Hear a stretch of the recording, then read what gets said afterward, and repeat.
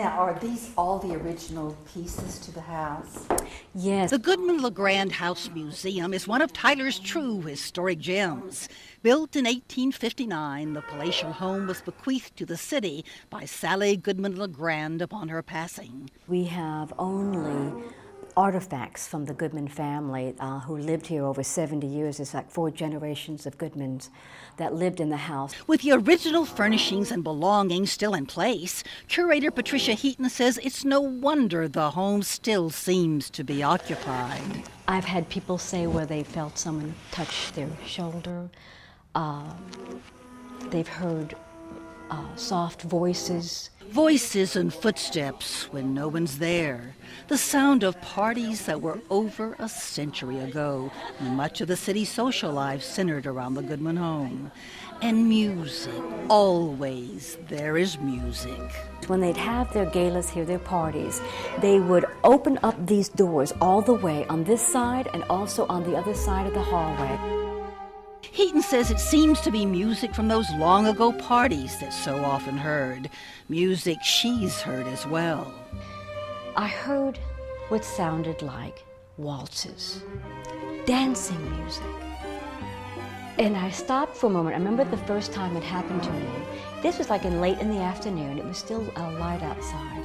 And I thought, well, maybe that was somebody, going by with their radio. And then I thought, well, maybe not. Not too many people play classical waltzes on their car radio around here.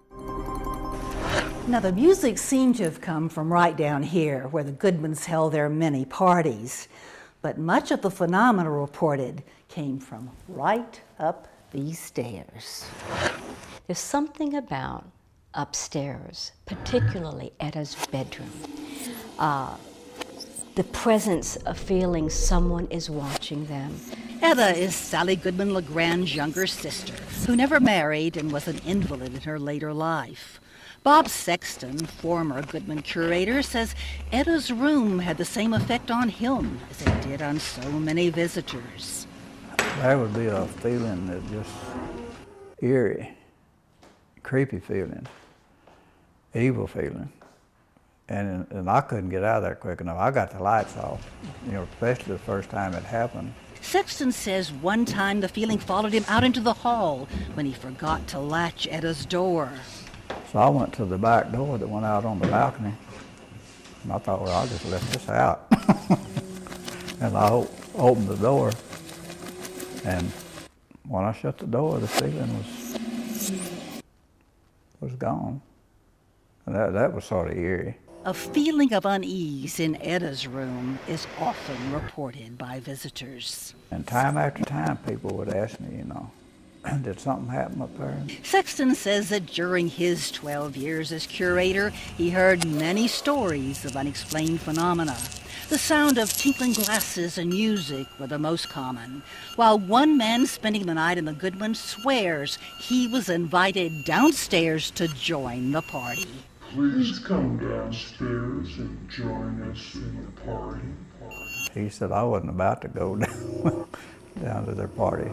As with all families, there was happiness and tragedy.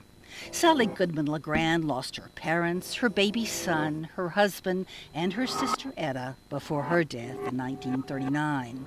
Heaton says she often smells the aroma of old-fashioned perfume in Sally's bedroom. But I would actually get people that had toured the museum and mentioned the same thing. Heaton feels she's beginning to know the Goodman family better as she discovers long-buried items. It's almost like Sally wanted me to find this. Unfinished salt and pepper shakers and plates matching the hand-painted Limoges in the dining room are a recent discovery. I said, Sally, you never finished. And perhaps there is other unfinished business in the Goodman LeGrand house that holds the spirits of the past close by. Or perhaps the Goodman is just a lovely old house full of memories. You decide. Until next time, from Tyler, I'm Joan Hallmark.